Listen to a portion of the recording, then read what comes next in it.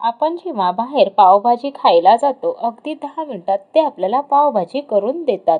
पण ती पावभाजी ते 10 मिनिटात कशी करून देतात, त्याची पूर्वतयारी आधीच करून ठेवलेली असते. ती कशी? तेच आपण आजच्या व्हिडिओमध्ये पाहणार आहोत. म्हणजे तुमच्याकडे बर्थडे पार्टी असेल का कोणताही समारंभ असेल, तुम्ही पावभाजी अगदी झटपट घरी करू शकता. इथे आपण 1 वाटी ओले मटार घेतलेले आहेत आणि 1 वाटी फ्लॉवर घेतले. फ्लॉवरचे मी मोठे मोठेच असे तुकडे ठेवून घेतलेले आहेत आणि 1 बीटरूट मी साल काढून त्याचे बारीक तुकडे करून घेतले. 4 बटाटे घेतलेले आहे. मी इथे पाणी गरम करायला ठेवले. त्यामध्ये आपल्याला अर्धा चमचा मीठ घालायचे, छोटा पाव चमचा हळद घालायची. या स्टेजलाच आपल्याला गॅसची फ्लेम हाय करायची आहे आणि पाण्याला आपल्याला उकळी काढायची आहे. हळद आणि मीठ आहे ते आपल्याला पाण्यामध्ये मिक्स करून घ्यायचं आहे. हळद आणि मीठ पाण्यामध्ये मिक्स केलं. पाण्याला एक चांगली दणदणून उकळी काढायची आहे. पाण्याला उकळी आली की नंतरच आपल्याला ह्या पाण्यामध्ये आपण जे फ्लॉवरचे तुकडे करून घेतलेले आहेत ते घालून घ्यायचे आहे. असे फ्लॉवरचे तुकडे पाण्यामध्ये घातल्यामुळे फ्लॉवरला थोडासा जो उग्रवास असतो, किडे आणि जे काही घाण असते फ्लॉवरमध्ये ती निघून जाते. म्हणून आपल्याला उकळत्या ह्या गरम पाण्यामध्ये 5 मिनिटं फ्लॉवर असंच ठेवून द्यायचं आहे. 5 मिनिटं झाली की त्यातलं पाणी जे आहे फ्लॉवरमधलं ते आपल्याला काढून टाकायचं आहे. फ्लॉवर आणि मटार आहे तो आपल्याला एका कुकरच्या डब्यामध्ये घालून घ्यायचं आहे. कुकरच्या डब्यामध्ये फ्लॉवर आणि मटार घातलं की त्यामध्ये अजिबात आपल्याला पाणी घालायचं नाही. न पाणी घालताच आपल्याला हे कुकरला लावायचं आहे.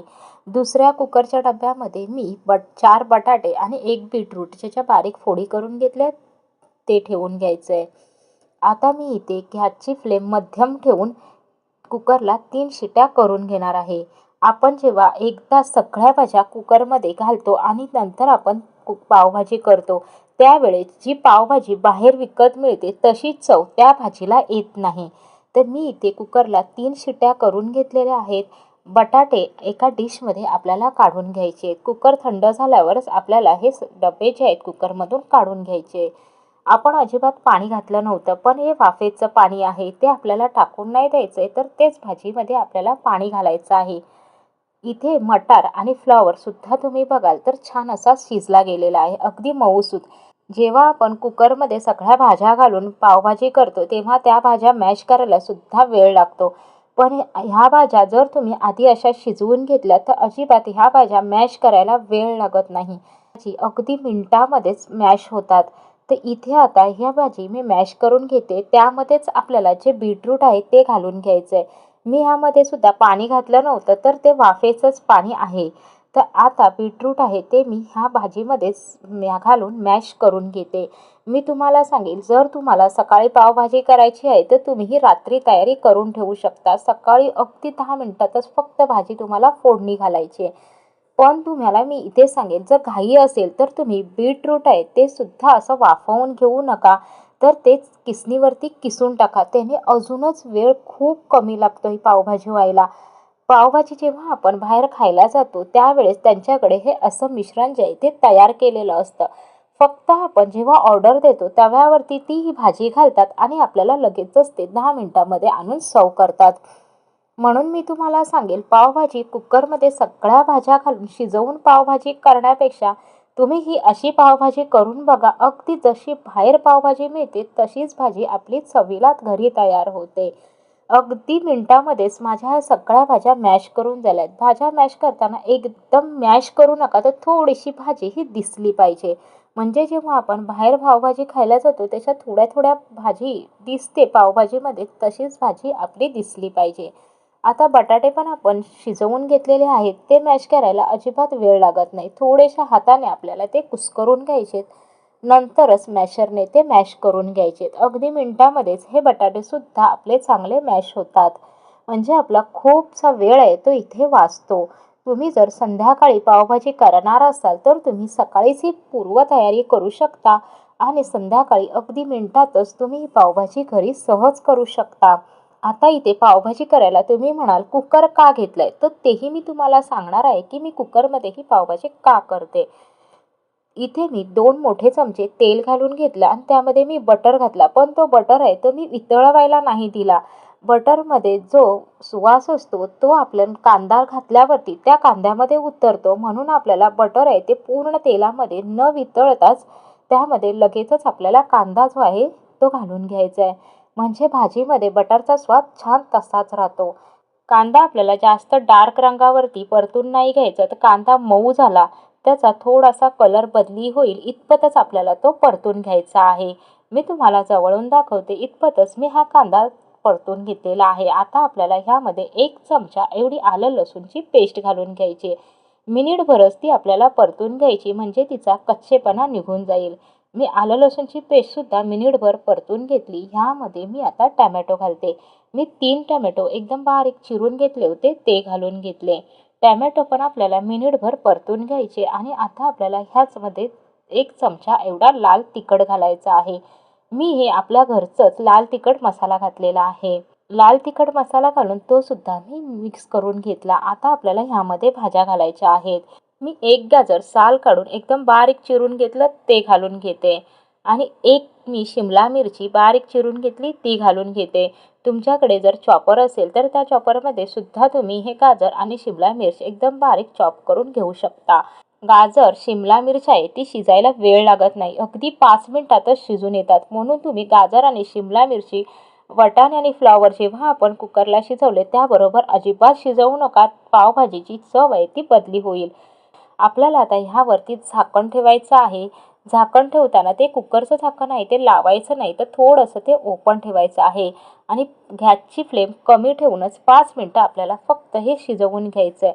5 मिनिटातच आपला टॅमॅटोसुद्धा छान मऊ होईल आणि गाजर आणि शिमला मिरचीसुद्धा त्याबरोबर शिजली जाईल. मी फक्त 5 मिनिटच हे झाकण ठेवलं होतं. बटर आणि तेलाची तरी बघाल तर किती छान वरती आलेली आहे आणि आपल्याला इथे आपण चमच्याने दाबून बघायचं. त्यावरूनच आपल्याला समजेल की गाजर आणि शिमला मिरची आपली शिजली की नाही. जर तुम्हाला वाटलं नाही शिजले तर तुम्ही 2 मिनिटं अजून झाकण ठेवू शकता. पण आता इथे 5 मिनिटातच शिजली गेलेली आहे. तर आता आपल्याला आपण ज्या मॅश करून घेतलेल्या भाज्या आहेत त्या आता घालून घ्यायच्या आहेत. म्हणजे मटार, फ्लॉवर आणि बीटरूट ते सुद्धा मी घालून घेतलं आणि बटाटासुद्धा आपण जो मॅश करून घेतला आहे तो सुद्धा आपल्याला घालून घ्यायचा आहे.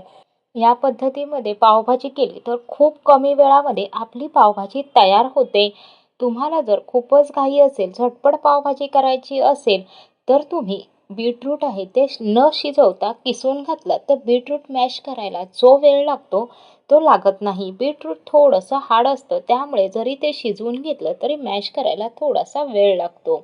इथे आता मी ह्या भाज्या घालून मिक्स करून घेतल्या. मी अजून ह्यामध्ये पावभाजी मसाला घातलेला नाही, तर तो पावभाजी मसाला कधी घालणार आहे हे मी तुम्हाला पुढे सांगणार आहे. आणि ही पावभाजी मी कुकरमध्ये का करते तेही मी तुम्हाला सांगणार आहे.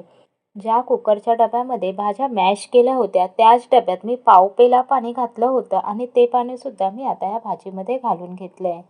पावभाजी जास्त घट्टही नसते आणि एकदम सैलही नसते, मध्यम असते.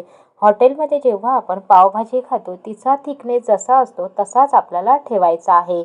पाणी घालताना एकदम पाणी नाही घालायचं, थोडं थोडं पाणी घालून घ्यायचं आहे. मी इथे आता 2 पेले एवढं पाणी ह्यामध्ये घालून घेतलेलं आहे. पावभाजी मिक्स केल्यावर तुम्ही बघाल तर पाणी वेगळं आणि भाजी वेगळी अजिबात असं झालेलं नाही. भाजी चांगली शिजली गेलेली आहे, त्यामुळे ती व्यवस्थित अशी मिळून आलेली आहे. म्हणून आपलं पाणी वेगळं आणि भाजी वेगळी झाली नाही. चवीप्रमाणे मीठ घालून घ्या. आता मी तुम्हाला इथे सांगणार आहे की मी ही भाजी कुकरमध्ये का केली. जेव्हा आपण पावभाजी बाहेर करताना बघतो तर ती मोठ्या तव्यावरती केली जाते. भाजीमध्ये मसाले घातल्यावरती सुद्धा ती मॅशरने मॅश करतात, म्हणजे तो मसाला भाजीमध्ये छान मिक्स होतो. तर आपण जेव्हा कढईमध्ये करतो तेव्हा आपल्याला मॅशरने मॅश करता व्यवस्थित येत नाही. कुकर हा फ्लॅट असतो, त्यामुळे तुम्ही पावभाजी मसाला आणि गरम मसाला घातल्यावरती मॅशरने सहज मॅश करू शकता. मी आता 1 चमचा पावभाजी मसाला, अर्धा चमचा गरम मसाला घातलेला आहे. मसाले आपल्याला भाजीमध्ये मिक्स करून घ्यायचे. पण तुम्ही समजा जास्तीची पावभाजी करत असाल तर मग तुम्ही मोठ्या टोपात करणार, तर तुम्ही मसाले घातल्यावर मॅश करू शकत नाही. त्यासाठी मी तुम्हाला इथे ट्रिक सांगणार आहे. मसाला घातल्यावरती मसाला व्यवस्थित भाजीमध्ये मिक्स करायचा आहे. त्यानंतर थोडासा वरती बटर ठेवायचं आहे आणि असंच झाकण ठेवून घ्यायचं आहे. अगदी 2 ते 3 मिनिटं गॅस एकदम कमी ठेवूनच आपल्याला हे झाकण असं ठेवायचं आहे. आता झाकण काढल्यावर तुम्ही बघू शकता मी इथे 2 मिनिटं झाकण ठेवलेलं आहे. अगदी छान त्याला वरती तरी आलेली आहे. मसाल्याचा छान सुवास भाजीमध्ये आतपर्यंत असा मुरला गेलेला आहे. भाजीला छान असा सुवास येत आहे. जर तुम्ही पार्टीसाठी किंवा जास्त प्रमाणामध्ये भाजी बनवत असाल तर तुम्ही ह्या ट्रिकने केलात तरी पावभाजी जशी तुमची हॉटेलमध्ये मिळते तशीच तुम्ही घरी करू शकता. आता इथे आपली भाजी तयार झाली. वरून आपल्याला कोथिंबीर घालायची आहे. गॅस आता मी बंद करून घेते. आपली पावभाजीची भाजी तयार झाली. इतपत मी अशी ती सैल ठेवलेली आहे. आता आपण पाव शेकून घेऊया. मी तव्यावरती थोडंसं तेल घातलं आणि त्यामध्ये मी बटर घालून घेतलं. असाच बटर तव्यावरती घालायचं नाही. बटर लगेचच जळला जातो आणि मग पाव शेकल्यावर पावाला चव चांगली लागत नाही. मी इथे पावभाजी मसाला आणि लाल तिखट घालून घेतले. तुम्हाला जर घालायची असेल तर तुम्ही पावभाजीची भाजीसुद्धा इथे थोडीशी घालू शकता. पाव शेकून झालेला आहे आणि आपली इथे भाजीसुद्धा तयार झाली.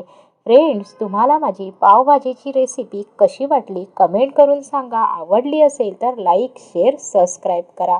भेटूया लवकरच पुन्हा नवीन रेसिपीसोबत नवीन व्हिडिओमध्ये. तोपर्यंत धन्यवाद.